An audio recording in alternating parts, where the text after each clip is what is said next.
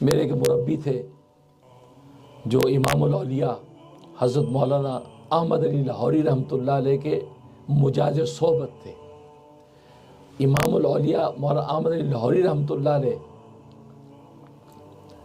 لاہور کے اندر ان کی خانقاہ تھی اور ولایت و معرفت کی اس مقام پر تھے کہ رسول اللہ صلی اللہ علیہ وسلم نے پاکستان میں 4 خانقاہوں کی بشارت دی تھی، ان 4 خانقاہوں میں کسی خانقاہ پر جاؤ، وہاں سے اپنے دل کی دوا لو۔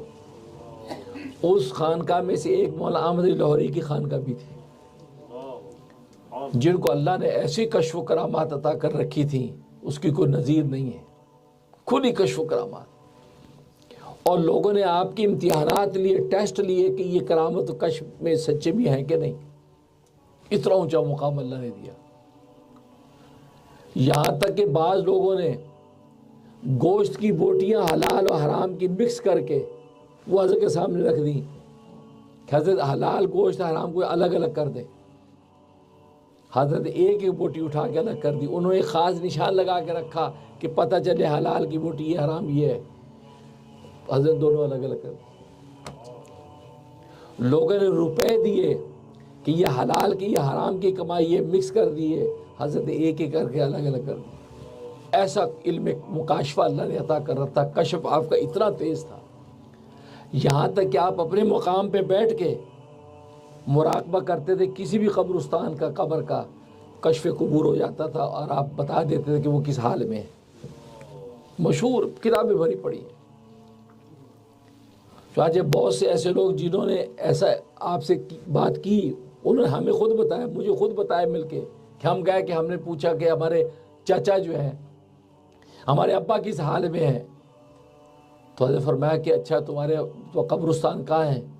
شمال ہے، جنوب ہے کہ جی اس سائڈ پہ ہے، مشرق کی طرف ہے جی۔ اچھا مشرق کی طرف ہے، قبرستان میں قبر جو ہے کہاں پہ ہے؟ کہ جی انٹر ہونے کے بعد 3-4 رو چھوڑ کے چوتھی رو پہ قبر ہے۔ حضرت اپنی جگہ پہ بیٹھے، اتنی ڈائریکشن لی، حضرت مراقبے میں سر اٹھایا، فرمایا تمہارے ابا کے ساتھ کس کی قبر ہے؟ کہا جی ہمارے چاچا کی قبر ہے۔ کہا کہ تمہارے ابا تو الحمدللہ جنت کے باغ میں ہے، لیکن تمہارے چاچا جو ہے وہ آگ کے اندر جل رہے ہیں۔ کیوں خیریت؟ تمہارے چاچا کیوں جل رہا ہے؟ وہ لڑکا کانپ گیا، وہ کہنے کا جی حضرت آپ صحیح فرما رہے ہیں، میرے چاچا نے میرے ابا کی زمین و جائیداد جو ہے میراث کی قبضہ کر لی تھی، اور میرا ابا اسی صدمے میں دنیا سے چلا گیا، اور اس کے بعد چاچا بھی مر گیا، تو دیکھو اس قبضہ جو کیا تھا اس کا جائیداد اور اس کی امانت، اس کی سزا قبر میں بھگت رہا۔ ایسا اتنا بڑا ولی ہے مولانا احمد علی لاہوری رحمۃ اللہ علیہ، اور ان کے کشف و کرامات کے واقع کتابیں بھری پڑی۔ ان کے مجاز صحبت تھے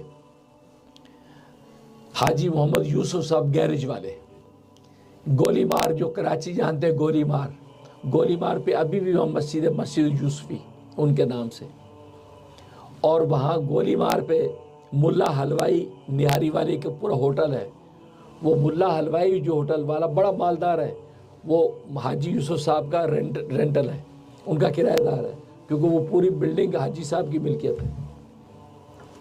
اور یہ وہی حاجی صاحب ہیں جس کا میں پہلے بھی قصہ سنا چکا ہوں کہ حضرت لاہوری سے عرض کیا کہ حضرت میں جو ہے بہت غریب ہوں، آپ دعا کر دیں میں مالدار ہو جاؤں۔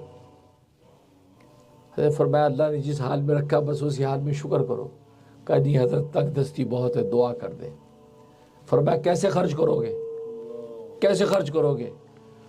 تو انہوں نے فرمایا کہ 1 روپے میں 16 آنے ہوتے ہیں نا، 16۔ کہا کہ 12 آنے اللہ کے راستے میں خرچ کروں گا اور 4 آنے اپنے لیے خرچ کروں گا۔ حضرت نے ہاتھ اٹھا دی۔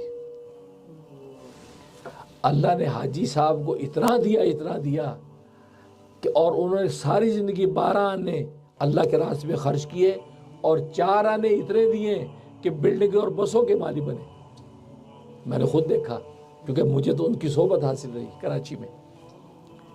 گولی مار کی پوری بلڈنگ کے مالک، اور 5C کے نام سے وہ بسیں چلتی، 5C اس کے مالک، اور خود بسیں ٹھیک کرنے کے مکینک تھے، بسیں ٹھیک کرتے تھے حاجی یوسف صاحب۔ وہ مجاز صحبت تھے مولانا احمد علی لاہوری کے۔ اللہ نے اتنا نوازا، اور وہ مرتے دم تک، بلکہ اب آئے ان کی اولادیں بھی ہیں تو وہ اسی پہ عمل کر رہے ہوں گے یقیناً۔ 12 آنے اللہ کے راستے میں خرچ، 12 آنے کہنا آسان ہے، اب $1 ہو اور $1 میں سے آپ 1/3 یا وہ اپنے پاس رکھے ہو پورا 1/3 خرچ کر دیں، یہ حوصلہ چاہیے اس کے لیے۔ لیکن اس کی برکت کیا ملی کہ اللہ نے وہ 4 آنے اتنے زیادہ دیے کہ ان کا جناب بہت بڑا گیراج ہے، بسیں چل رہی ہیں، مکانوں کے مالک ہیں۔ میں تو خود دیکھ کے آیا ہوں، میں تو دیکھتا تھا، میں تو جاتا تھا، اتنے بڑے۔ یہ حاجی یوسف صاحب، بلکہ ایک دوسرے بزرگ تھے علی احمد، حاجی علی احمد صاحب، وہ بھی حضرت کے مجاہد صحبت تھے۔ وہ میرے پاس آ جایا کرتے تھے کراچی کے اندر۔ کراچی میں میں امام تھا، طیبہ مسجد، جامع مسجد طیبہ، بلاک ڈی، نارتھ ناظم آباد، کراچی، پاکستان۔ تو وہاں میرے پاس آتے تھے، حجرے کے اندر میرے مسجد کے رہتے تھے، ہر وقت ذکر و اذکار، ذکر و اذکار۔ وہ خود سنایا انہوں نے، کہا کہ میں نے افطار کا وقت جب ہوتا تھا حضرت لاہوری کی خانقاہ میں، تو حضرت نے ایسے پردے کے کیبن بنائے ہوئے تھے، پردے کے کیبنوں میں سارے مرید اپنے میں بیٹھے ہوتے تھے، اور ایک مٹی کے پیالے کے اندر یہ شکر ہوتی، اور شکر کا شربت دیتے تھے، یہ گڑ کا شربت، ٹھنڈا، برف ڈلی ہوتی ٹھنڈا، وہ ایک ایک پیالہ سب کو ملتا تھا، 2 کھجوریں۔ تو حجرے میں لے کے بیٹھے رہتے تھے، سب اپنے پردے میں بیٹھے ہیں۔ پاکستان میں آپ کو پتا گولا بجتا ہے، سائرن بجتا ہے، تو اس میں افطار کرتے تھے۔ کہتا میں بھی بیٹھا تھا، میں اچھا حضرت اپنے حجرے کے اندر بیٹھ کے وہاں ان کو افطار پہنچ جاتا تھا، حضرت وہاں افطار کرتے جب گولا بجتا، افطار سے فارغ ہو کے پھر اکٹھے ہوتے، نماز پڑھتے۔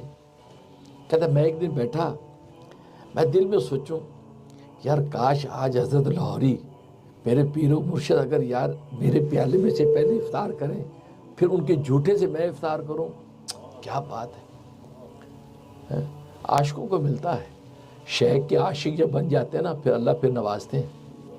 آج ہم عشق ہی نہیں کرنا آتا، تو شیخ کے عاشق تھے۔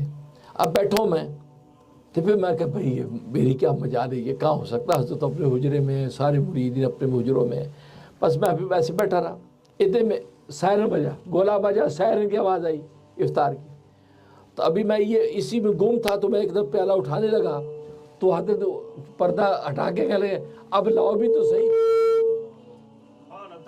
اللہ اکبر، اللہ اکبر، محمد رسول اللہ زندہ آباد۔ کہا میاں لاؤ بھی تو صحیح، ارادے کرتے ہو دیتے ہو نہیں۔ او گھبرا گیا، میں اٹھا جلدی سے پیش کیا، کھڑے کھڑے 2 گھونٹ پیے، کہا ہو گیا چلو پھر پیو، حجرے میں چلے۔ اولیاء اللہ کو پہچانو، اولیاء اللہ پہچانتے کہاں ہو، اولیاء اللہ سے وہ ملتا ہے سوچ نہیں سکتے۔